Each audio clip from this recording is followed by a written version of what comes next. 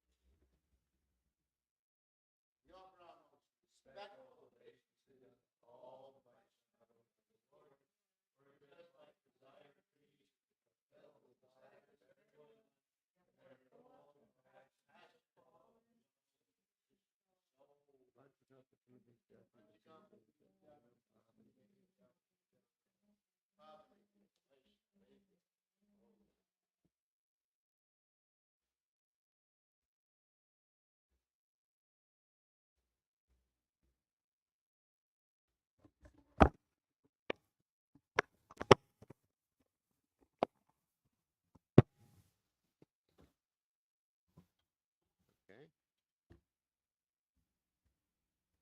you.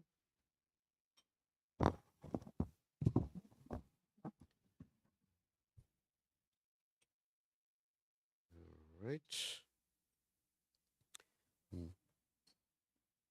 Jaya Radha Madhava Kunya Bihari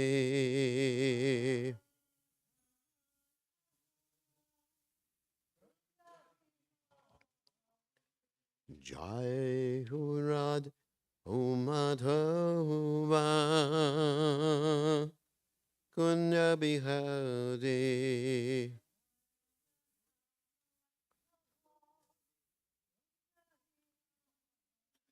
Gopi Janabalaba Giribarahure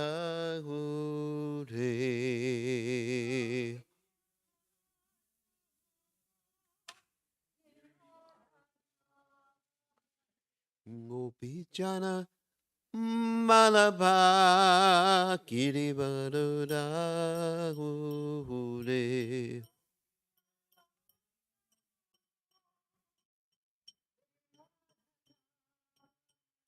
Yasodanandana Braja Jana Ranjana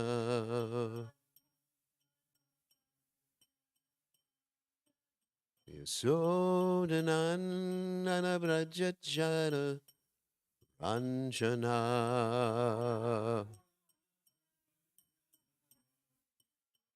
Jamuna Tera Manachare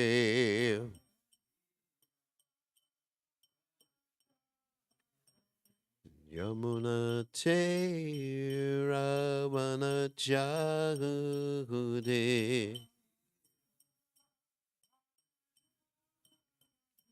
Jai Ranaman Uva Kunyabihure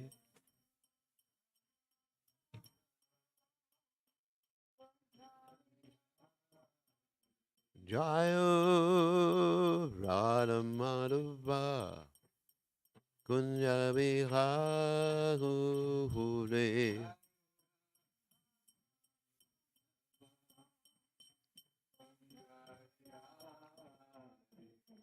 Gopijana Malaba Yiribarun Ahure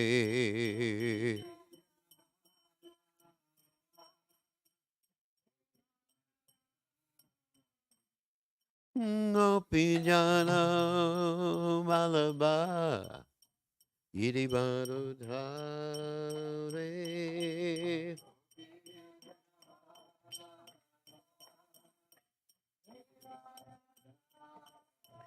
Yasudhandana Brajachana Ranjana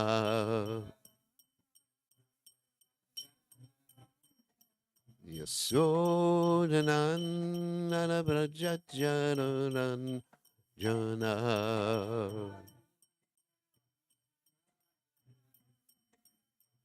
Jamuna Tera Banachare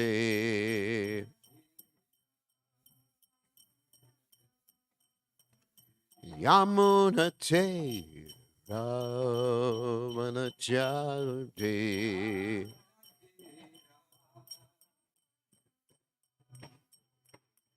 Jai Hurad Umadhava Kunjabi Hagode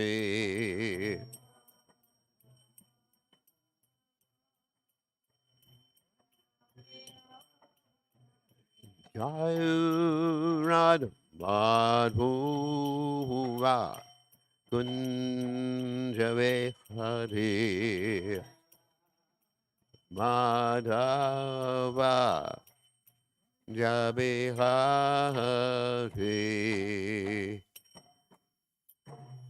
Jai Om Vishnupad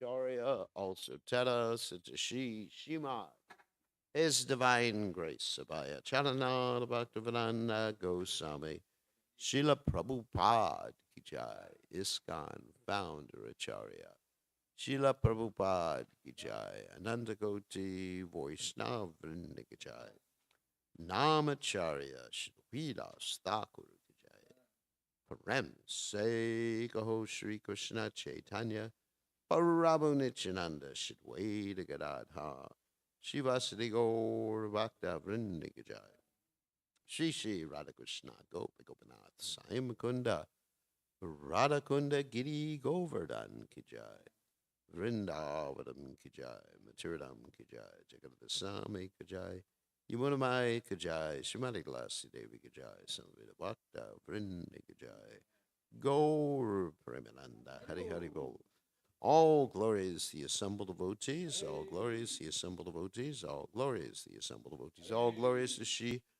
Guru and Gauranga Srila Prabhupada Ki Jai Nama Om Vishnupadaya Krishna Prastaya Bhutle Shimati Bhaktivedanta Swamiti Namani Namaste Saraswati Devi Gauravani Pacharni Nivashesha Shunyavadi Paschacha Jaja Tarane.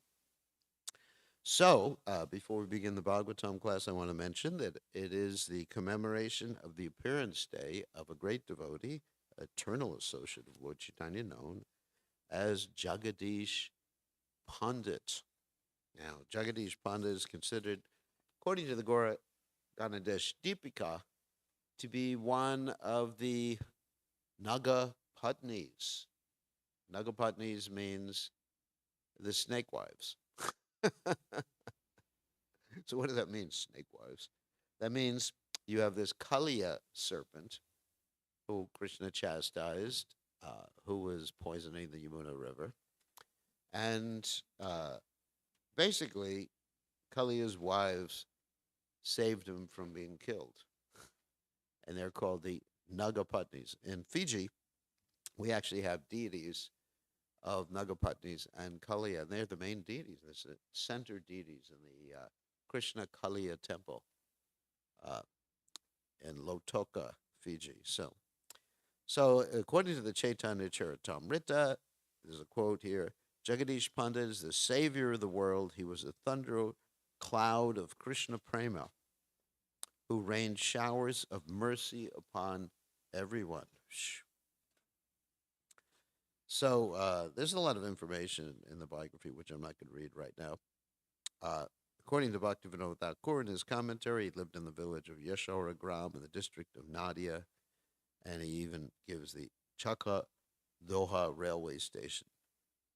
And actually, Prabhupada was asked one time, why has all this explicit information about, railway stations and everything like that in the Chaitanya Charitamrita? You may think, it's a spiritual book. Prabhupada said that it's to establish the authenticity of Lord Chaitanya Mahaprabhu's pastimes, to show that Lord Chaitanya Mahaprabhu was actually an historical person, and it's not just hagiography. I don't know if any of you know what hagiography. Hagiography means that when you generally have a biography of a great personality, it's fluffed out by the biographers. Fluffed out means there's a lot of exaggeration, and you add a lot of things to it. So Srila Prabhupada wanted to show that the Chaitanya Charitamrita and the Chaitanya Bhagavad were not like that, were not hagiographies. They were actually accurate biographies of Lord Chaitanya Mahaprabhu. In fact, uh, he sort of toned down all the ecstasy of Lord Chaitanya Mahaprabhu in the Chaitanya Charitamrita. So it's not that there's exaggeration there or what's called hyperbole. I mean, sometimes there is hyperbole in other biographies of uh, great personalities. Bhaktisiddhanta Saraswati Thakur commented on that in regard to certain biographies. He said, there's very little truth in some of the other biographies, not of Lord Chaitanya Mahaprabhu, but some of the saints. He says, but the philosophy is right. So, especially the Bhakti Ratnakara, he talked about in that particular regard. And that's the biographies of Narottama Das Thakur and Shaimananda and Srinivasacharya. I mean, basically, the story is there, but a lot of it is hyperbole, which is a hagiography. But anyway, we read it for the philosophy, we read it for the bhavas and the rasas, the explanations like that. So, so Jagadish Pandit was ordered by Lord Chaitanya Mahaprabhu to preach in Jagannath Puri, and he brought a deity. He's from of Lord Jagannath back to his birthplace, which is called Yashoda Gram. And in bringing that deity back, it's described that he used to uh, carry the deity on a stick. In other words, the deity was actually hanging from the stick, I guess in a little bag or something like that. And that stick is still there today. And these deities are still being worshipped today. Another important point about, let's see, uh, about Jagadish Pandit, that he had a brother named Haranya. Oh, yeah, it's a very interesting story. And according to the biographies, Lord Chaitanya Mahaprabhu on Ekadasi was crying out for some grains that were cooked in the house of Jagadish and Haranya. And basically, nobody knew that they were cooking grains for their deities. Of course, we do offer grains. We do offer grains to the deities because the deities don't have to fast on Ekadasi. The deities are not worried about, Krishna's not worried about accruing sinful activities or sinful reactions or something like that. So, anyway, so nobody knew that they were offering, but Lord Chaitanya was crying out, I wanted those grains. And he was a little kid. When someone's 5 years old, you don't have to worry about following Ekadasi. Sometimes they say 8 to 80. I got a few more years for that one. So, anyway, so famous, and they fed Lord Chaitanya Mahaprabhu grains. Actually, according to Chaitanya Bhagavad, he said, if you want me to live, then take me to the house of the two Brahmanas, Jagadish and Haranya. If I eat the entire offering to Vishnu made by these devotees, I shall be able to live. Otherwise, not. And so that was an interesting story. Anyway, so every year after Lord Chaitanya Sannyas, Haranya and Jagadish would go to Mayapur, would leave and go to Jagannath Puri to see Lord Chaitanya Mahaprabhu, and they also participated in Lord Nityananda's Chip Rice Festival at Panihati. Okay, so now we'll go on to the Srimad Bhagavatam. Reading from the Srimad Bhagavatam, 10th canto, 41st chapter, text 30. Om Namo Bhagavate Vasudevaya.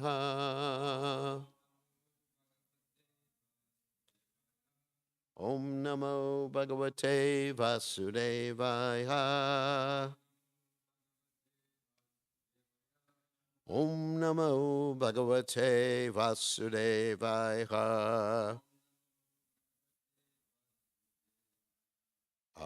Dadye Akshatai Sota Patrai Shrag Gandhir Abhupayanahai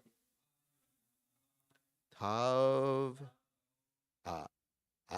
Anarchu Pramuditas Tatra Tatra Dvijataya Danyakshatai Soda Patrae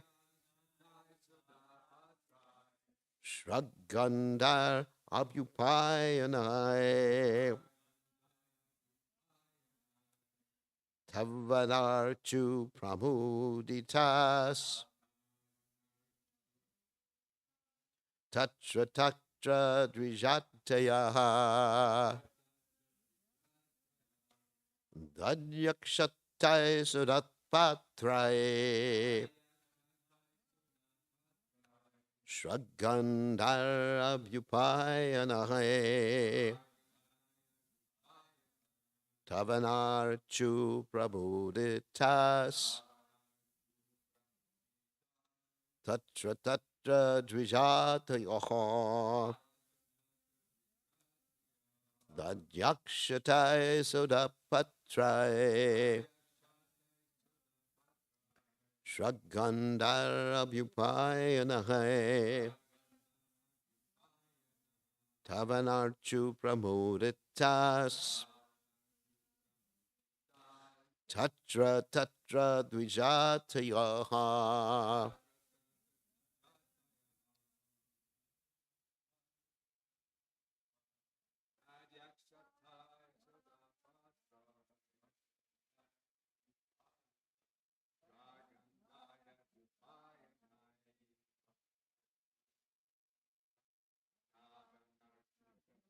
Yes.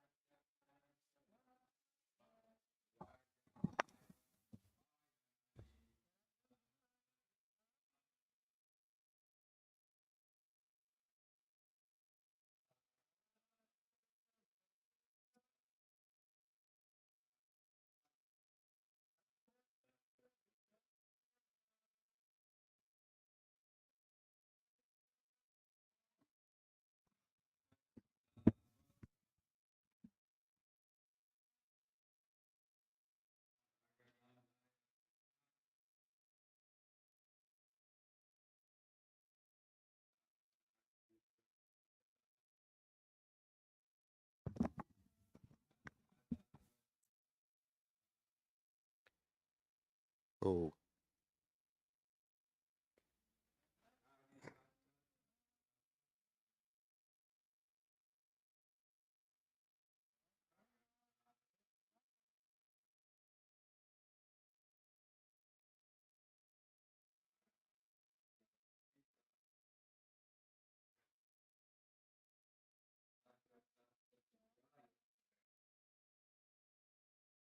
okay. Dadi with yogurt. Akshatai, unbroken barley corns. Sa and Uda Patrai, with pots filled with water. Shak, with garlands. Gandhai, and fragrant substances. Abhupayanahe, and also with other items of worship.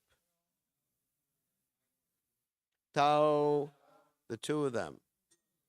Anarchu, worshipped. Pramuditaha, joyful. Tatra Tatra, in various places. Dvijatayaha, Brahmanas. Translation: Brahmanas standing along the way honor the two lords with presentations of yogurt, unbroken barley corns, pots full of water, garlands, fragrant substances such as sandalwood paste, and other items of worship. You can repeat: Brahmanas standing along the way honored the two lords with presentations of yogurt, unbroken barley corns, pots full of water, garlands, fragrant substances such as sandalwood paste, and other items of worship. Okay, and so there's no commentary by Srila Prabhupada's followers, but there is a commentary by Srila Jiva Goswami. How the women with special bhava respected Krishna with completely soft hearts has been described. It's the last verse. Now the actions of the brahmanas are described. They worship with the two with offerings like yogurt, full water pots, and other auspicious items like fruit, abhyupayanai. Why were they not afraid of Kamsa? They were overjoyed, pramudataha. That means very joyful. Mudita means joyful. Pramudita means extremely joyful. Just like when you have the word nunam pramata kurute vikarma by Lord Rishabhadev, the pra means in front of pramuda. In that particular case, means very crazy. Pramata, which is a different word than mudita, but pramata. But you have the prakriti rupena jayate. So anyway, that emphasizes extremely joyful. If they were just joyful, it'd be mudita, but pramudita. He is the Supreme Lord. In great joy, their fear disappeared. In other words, they were fearful before. Here, Dvijatayaha means brahmanas, since they are described later. So, again, Tad yakshatai sudapatrai shragandai rabhupayanai tavanarchu pramuditas tatra tatra dvija tayaha. So, Om Megana Timranda Shagananjana Shlakaya Chakshur Unmilitam Yena Tasmai Shri Gurave Namaha. So, actually, I just thought I'd talk about Brahmins, since not too much else to talk about other than becoming extremely ecstatic when you realize that Krishna. Why do you actually, before I talk about Brahmins, it just came to mind. Why do you become extremely ecstatic when you realize that Krishna is God?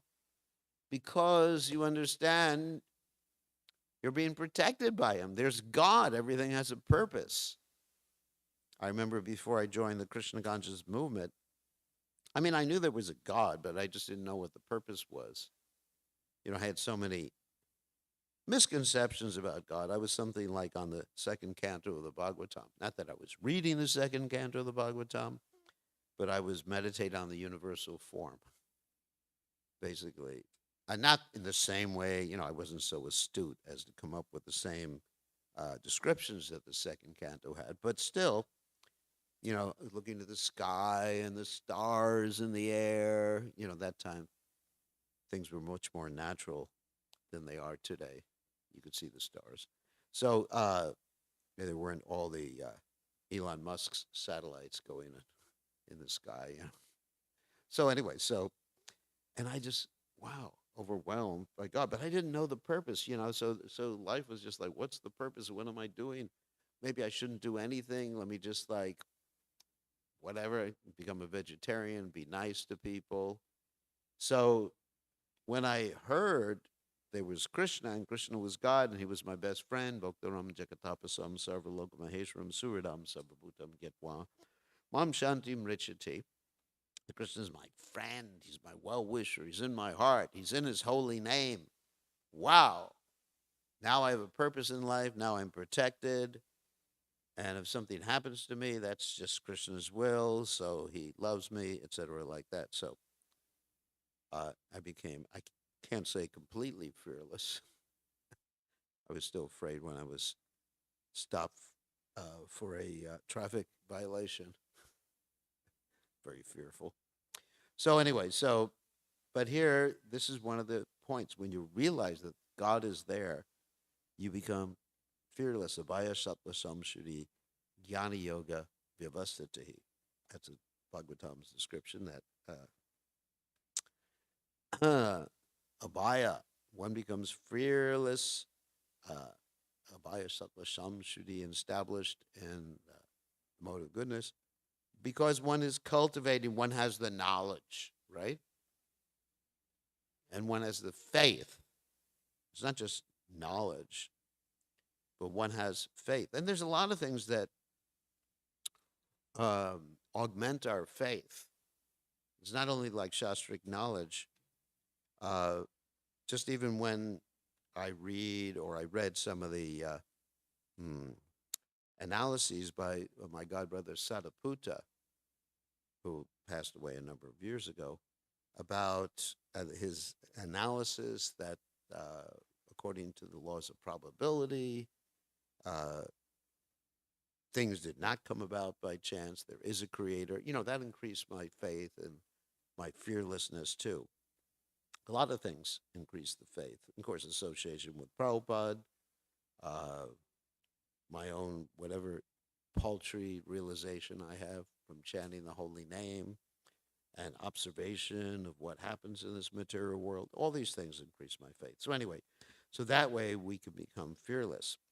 So here I want to talk about Brahmins, which are described as Dvija. The word Dvija is a very interesting word. It means to be born twice or twice born. And in one context, we also find that Brahmin, Kshatriyas, and Vaishyas, all three castes, are twice born. But in this particular context, Dvija simply means Brahmanas. And in another context, Dvija means birds, because birds are twice born. Actually, there are other animals that are twice born. Lizards are also twice born. They lay eggs. And I think cockroaches are also twice born, isn't it? We're fighting our cockroach friends. So, uh, so they're twice born because, why they're twice born? Because their second birth is actually a Brahminical birth.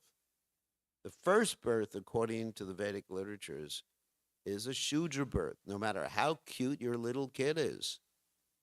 Sorry about that, parents. Uh, isn't it? Janmana Jayate Shudra. Samskarad Bhavattvijam. No matter how cute you think your kid is, and every time he says Papa, he's actually saying Prabhupada. We've seen that with parents. My child said Prabhupada. No, he said poo poo. So still, Janmana Jayate Shudra. Of course, if he was a devotee in his past life, I understand that he's carrying his devotional consciousness from one lifetime into another, like Kunta Kid and everything like that. So, but Janmana Jayate Shudra. Samskara Bhavet Dvijam. One becomes Dvija with his second birth. Second birth means basically initiation or samskara. To be more precise, it's a samskara. Actually, samskara can mean perfect performance or perfect activity, isn't it? But it literally, in that context, the word samsara, like with samskara, not samsara. Samsara is a different. Samsara means perfect revolving in the birth cycle of birth and death. So samskara, in the context that we usually use it in, means like a reformatory practice. Reformatory means to reform your subtle body. Like our subtle body, that is the soul accompanied by the subtle body, or the subtle body of the soul, has undergone so many different experiences in this material world, and we have some really demoniac samskaras. Samskara impression. Also, Prabhupada also sometimes defines the word samskara as impression. You understand? So we have these samskaras. Sometimes you'll see a devotee criticizing another devotee. Not that we should do this. He has really bad samskaras. Phew. That means bad impressions on the subtle body. And it's true. And as soon as we stop chanting, then Punar Mushika Bhava, according to Srila Prabhupada, As soon as we stop following the regulated practices and chanting, then our previous samskaras come out again. Uh, and just like the story in the Bhagavatam about Roma Harshana Sutta, of course, not that he stopped chanting, but he committed an offense. Now, he was called Roma Harshana Sutta because he was born from a mixed family. His mother was Brahmin, and his father was lower caste. And so, because he was born in a mixed family, but still because he had spiritual knowledge, he was not considered according to his caste because he was manifesting the qualities. Like a Brahmin is known, what is it? Chaturvarna Mayashishta Guna Karma Vibhakasha. A Brahmin is known according to his qualities, or any one of, or any member of the Varnashram system is known according to their qualities. Brahman, Kshatriya, Vaishya, Shudra. Brahman, of course, is Samadhammak Pakshocham. I'm not going to go to the whole description, but he's equipoised, fearless. That's a real Brahman because a Brahman knows Brahman. Once you know Brahman, you're going to be fearless, right? That's the definition of Brahman. So anyway, a Kshatriya is heroic and he likes to protect people. It's not that he simply likes to fight. Like some parents, they have children who like to fight, and they think my child must be a Kshatriya. He may be a Shudra. So, and Vaishya, he loves money. You know, he wants more and more and more and more and more money. Can become a banker like that. And then a Shudra, he likes to work with his hands. So, uh, so anyway, so getting back to Roma Harshana Sutta, so Roma Harshana Sutta was considered a Brahmin because he was exhibiting Brahminical qualities. Yet, as soon as he committed that offense, I don't know if it's called a mad elephant offense, it's a mad whatever offense against Lord Balaram. And wasn't, that he started criticizing Lord Balaram or anything like that. He just didn't recognize that Lord Balaram was the Supreme Personality of Godhead. You may think, oh, that's a innocent offense. You hear about all these like really mild things that people do, and then wow, what a reaction. Like you hear about King Riga. What did he do? Just by accident, a cow was given away twice, right? And he becomes a lizard. I mean, what to speak of me? I've probably done millions of things worse, billions of times worse than King Riga did. God knows what's going to happen to me. So, but there's actually a reason behind that. And of course, in the case of King Riga, it was because King Riga really was just involved in ritualistic activities. And Krishna was rectifying his consciousness. Sometimes there's tough love like that. It wasn't like just punishment for the sake of punishment. Oh my God, you become a lizard. I'd be a lizard for 10 billion births. But Krishna does what's best. And that way you were fearless. Even reading Prabhupada's description that if the GBC makes a mistake, gets to take birth in a Shudra family next life, like Vidura did. So we're fearless. I mean, whatever it is, whatever situation Krishna puts in, it's for our benefit. So anyway, so getting back to Roma Harshana Sutta, Roma Harshana Sutta was killed by Balaram. And because Balaram, at that point, recognized that he wasn't qualified. And you remembered his birth. You understand? That was the point I was making. You remember his birth, you remember his actual qualities with not recognizing the Supreme Personality of Godhead.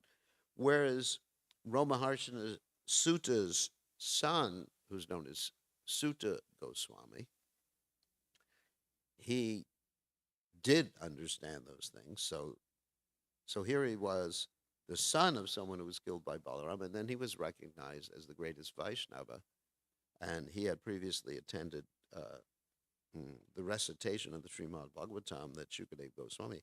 And anyway, the sages accepted him as a real Brahmin. So this is actually very, very important to understand that. Brahman is according to their qualities. And even there's that interesting story uh, from the Vedic literatures about this Satyakama person.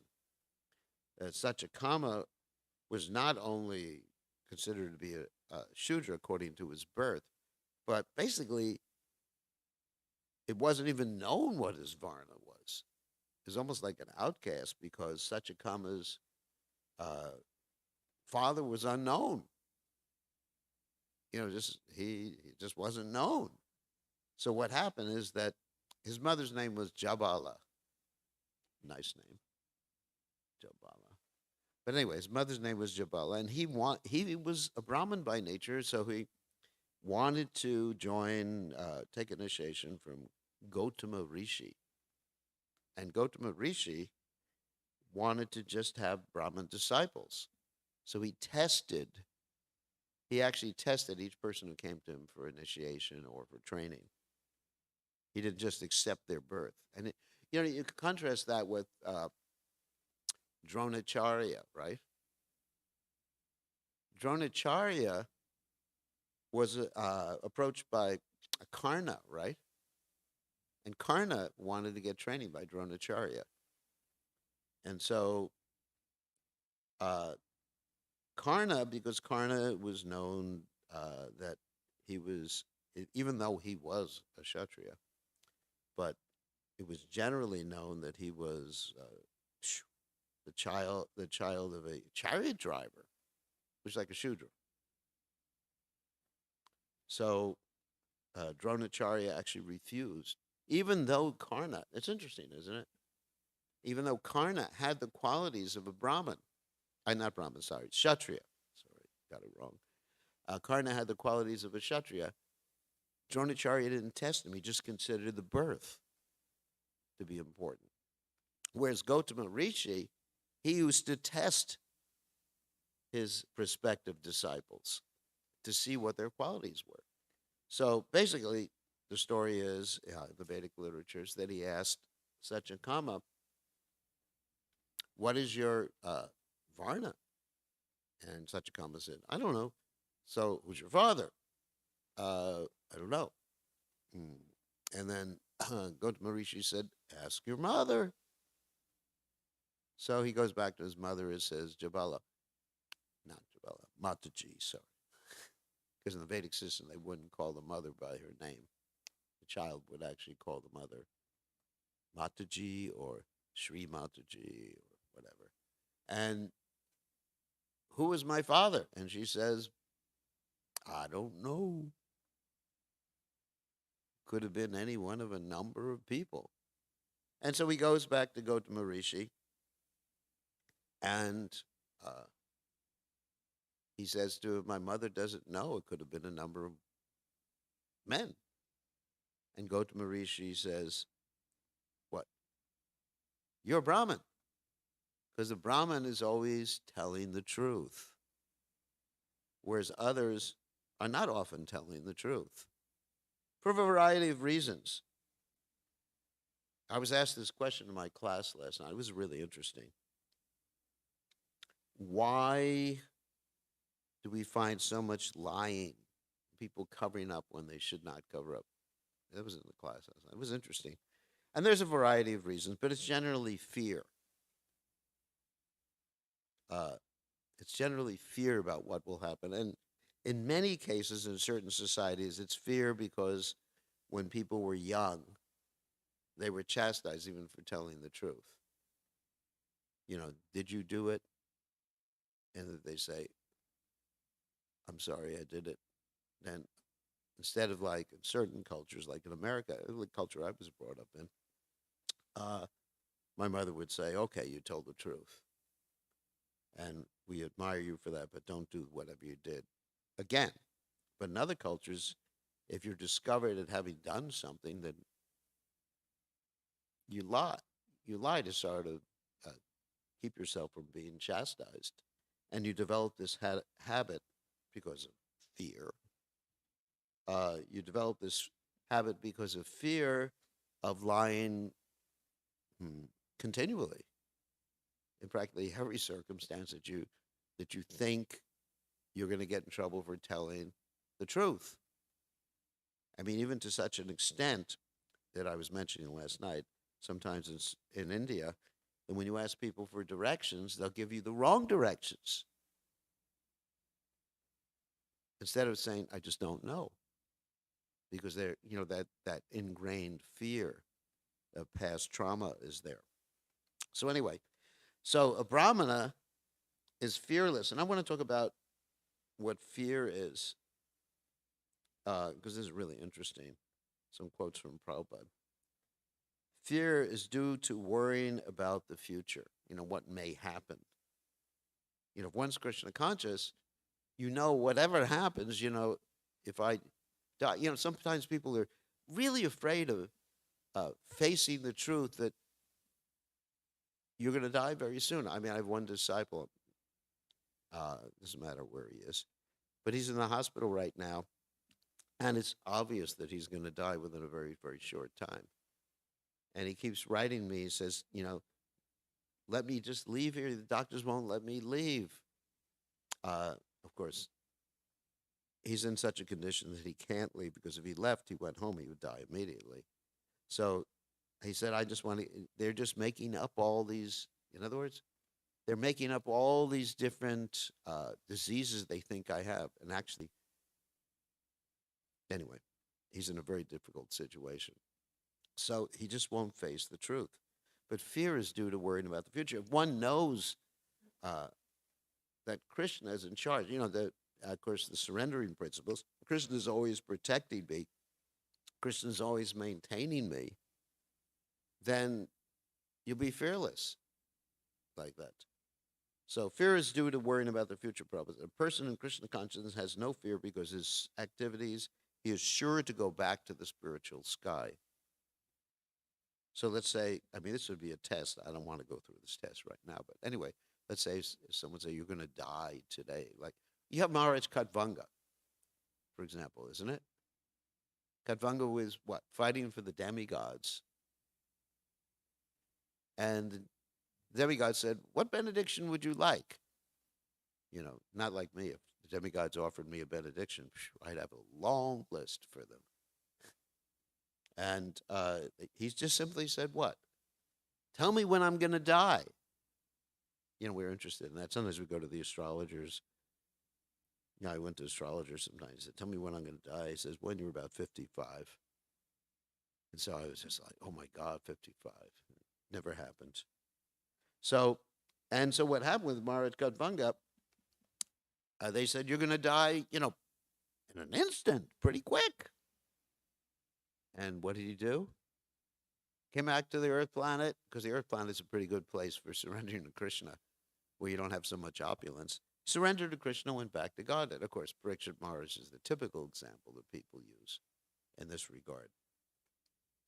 That he wasn't, when he was informed, you're going to die in 7 days by the snake bird. He didn't take any precautions. He just gave up everything. He wasn't even thinking, not even about himself, but he wasn't even thinking, what's going to happen with my poor wife and children and everything like that. You find people on their deathbed, they're very much afraid. And they're just like, how will they live without me? Yeah, actually, in this one case, with the disciple, he's thinking, how will they live without me? But, of course, adequate arrangement should be made. Like Prabhupada did make some arrangement, but it's not like fearful. He's sure to go back home, back Godhead. Therefore, his future is very bright. Others, however, do not know what their future holds. They have no knowledge. So if you don't have knowledge, like these brahmanas in this story had knowledge, of what the next life holds, therefore they're in constant anxiety. If we want to get free from anxiety, here's the clue, then the best course is to understand Krishna and be situated always in Krishna consciousness. In that way, we will be free from all fear. It is stated in the Bhagavatam, a famous verse, 11th canto, 2nd chapter, 37th verse, Vayam dvita viniveshata shat. Fear is caused by our absorption in the illusory energy.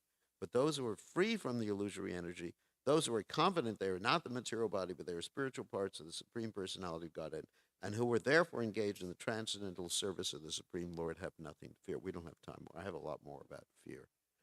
So this is very, very important.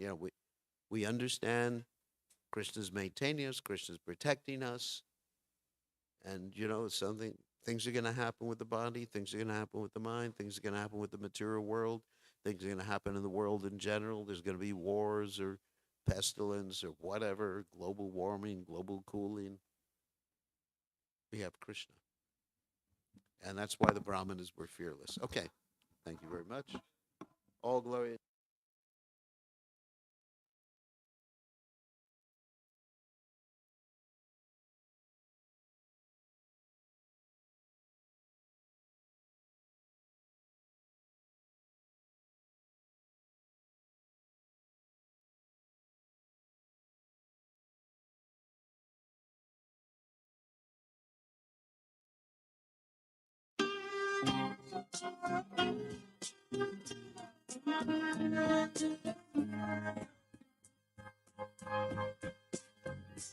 Govindam Adipurusham Tamaham Bhajami Govindam Adipurusham Tamaham Bhajami Govindam Adipurusham Tamaham Bhajami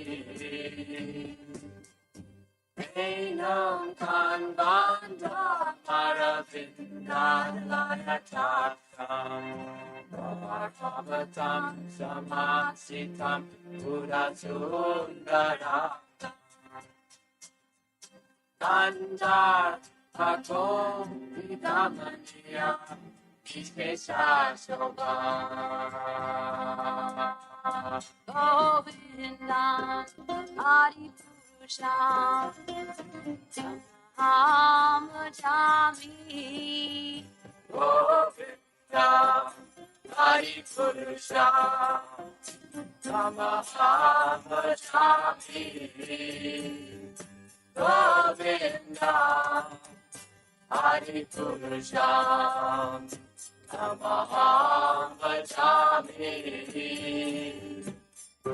Argani Asasa Priya Priti Manti Vasyanti Vidhayanti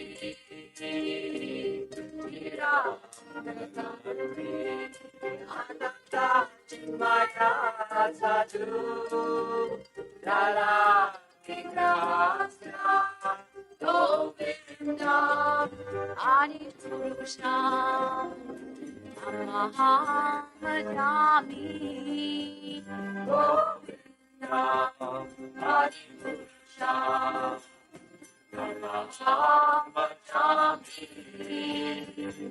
Govindam Adipurusham Tamaham Bhajami Govindam Adipurusham Tamaham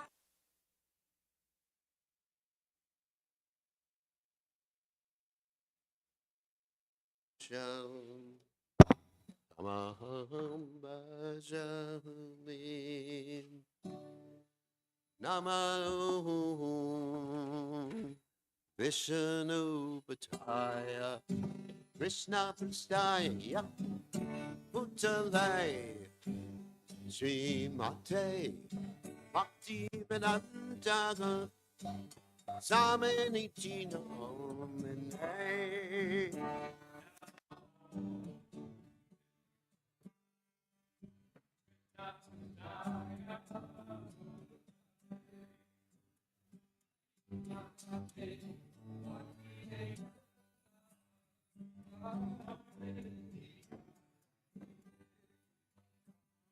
Namaste, Saraswati Devi, Puravani Pacha, Vinay Sesha Shunyamagade Chachagade Charade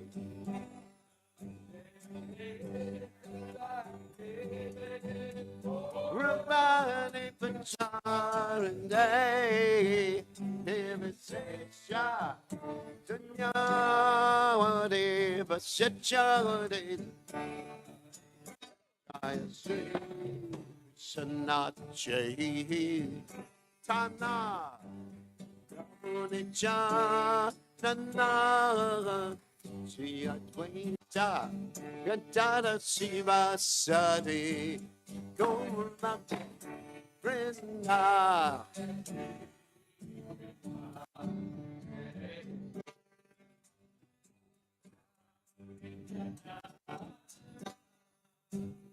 Siatwita Gadada Sivasadi Goloka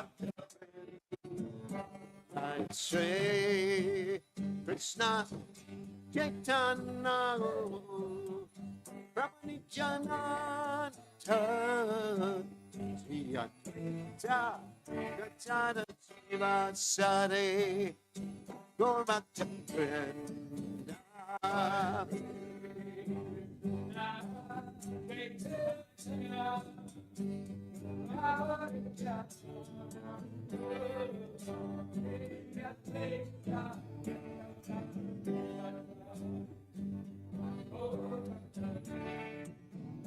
Jai Shri Krishna Chaitanya Prabhupada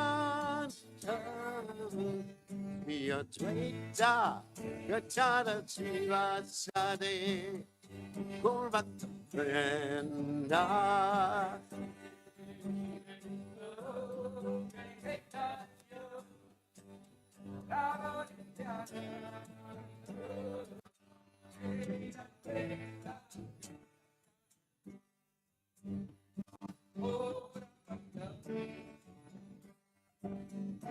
Hare Krishna, Hare Krishna, Krishna Krishna, Hare Hare, Hare Rama, Hare Rama, Rama Rama, Hare Hare.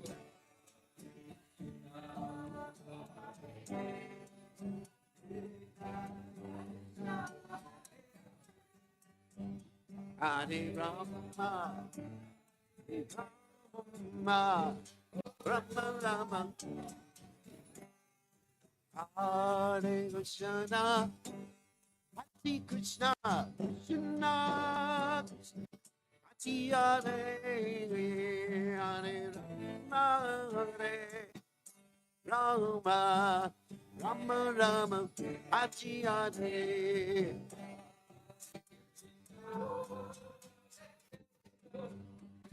Hare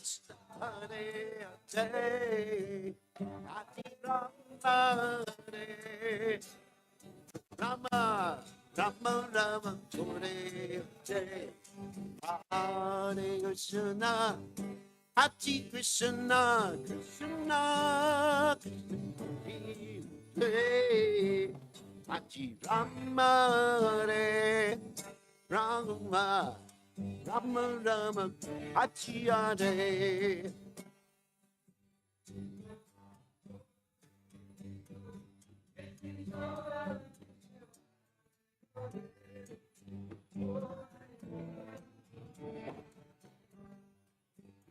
Rama Rama, Hare Hare Krishna, Hare Krishna, Krishna Krishna, Hare Hare Hare, Rama, Hare Rama, Rama Rama, Hare Hare Hare.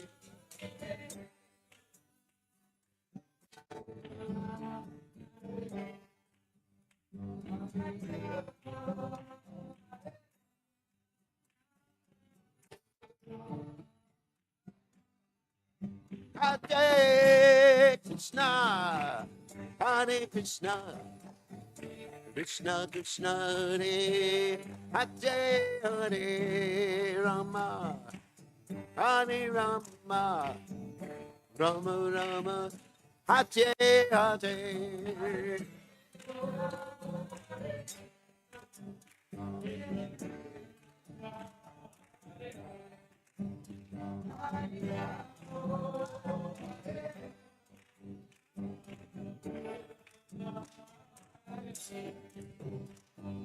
Hare Krishna, Hare Krishna, Krishna Krishna, Hare Hare, Hare Rama, Hare Ram, Ram Rama, Hare Hare.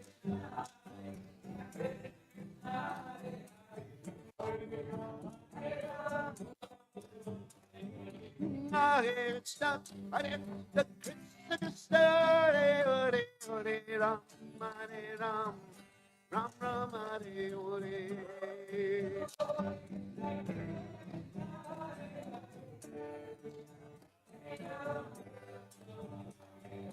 Hare Krishna, Hare Krishna, Krishna Krishna, Hare Hare, Hare Ram, Hare Ram, Ram Rama, Hare Hare.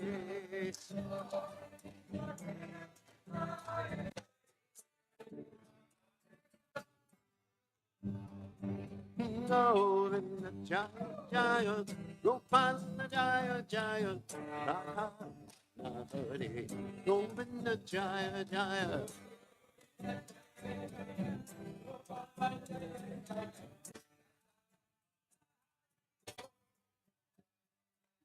Govinda Jaya Jaya, Gopala Jaya Jaya, Radha Hare, Govinda Jaya Jaya.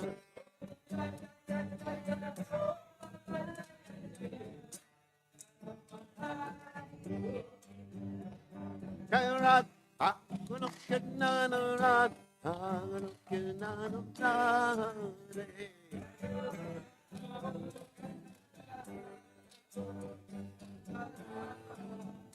Jaya Radha, Gunukyanana Radha, Gunukyanana Radha.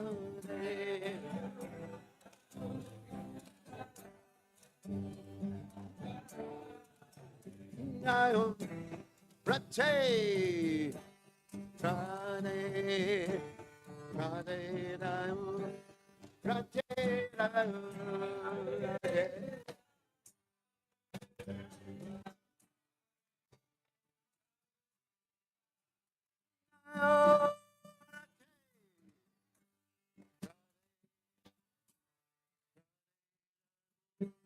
Radhe,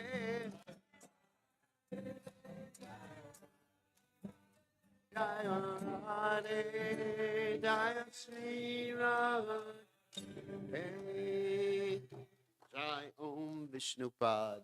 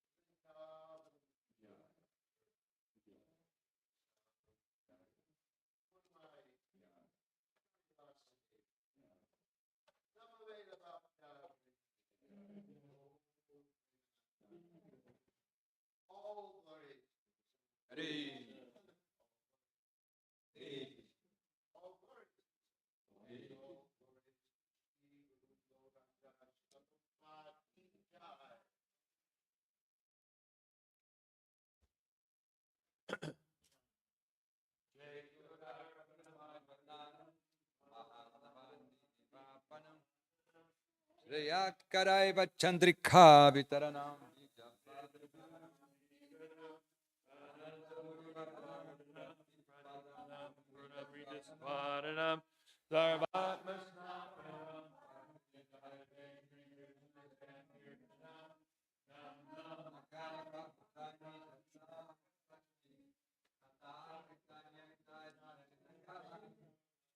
Tadrishita Vigram Bhagavan Mamapi Durdaiva Midrishami Hajani Raga Trinada Pi Sunichena Tarora Pi Sahishuna Amani Namana Dana Kirtaniya Sadahari Nadaram Najanam Nasundarim Kavitam Va Jagadisha Kamaye Mama Janmani Janmani Ishvare Bhavatad Bhakti Rahoitaki Twai Ainanda Tanrija Kinkaram Patitamam Vishame Bhavam Buddha Kripaya Padab Tavakancha Stita Duli Sadrishim Vachintaya Nayanam Galadu Shradaya Varanam Gadgada Hridaya Gira Pulaka Nishitam Vapukada Tavanama Grahane Bhavishiti Yuga Yatam Namishena Chakshusha Pavashayatam Shunayatam Jagat Sarvam Govindam Virahename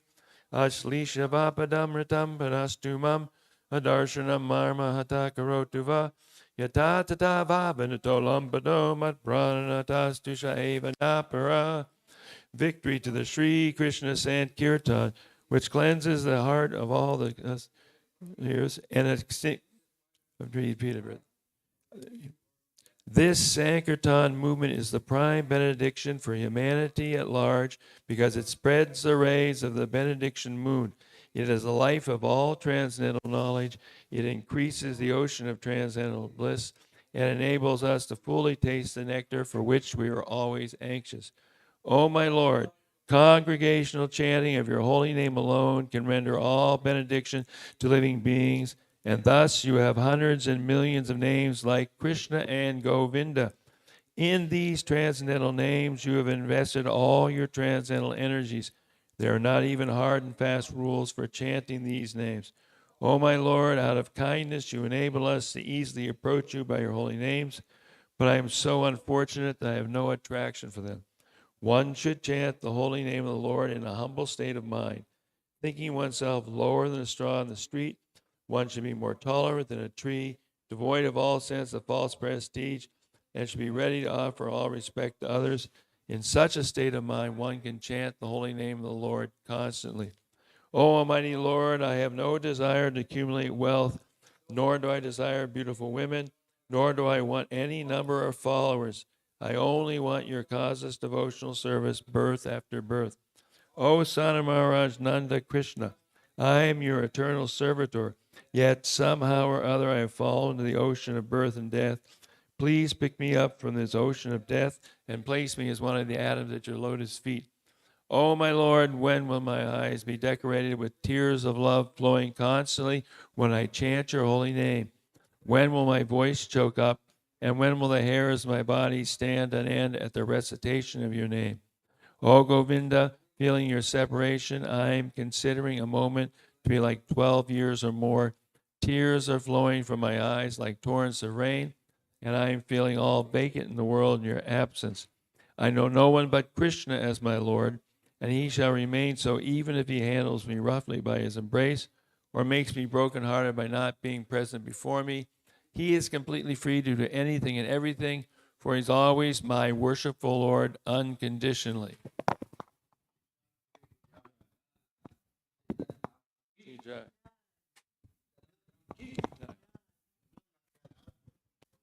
Really a beautiful outfit.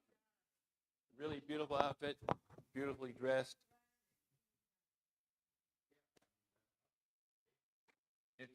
It's like a Fulton's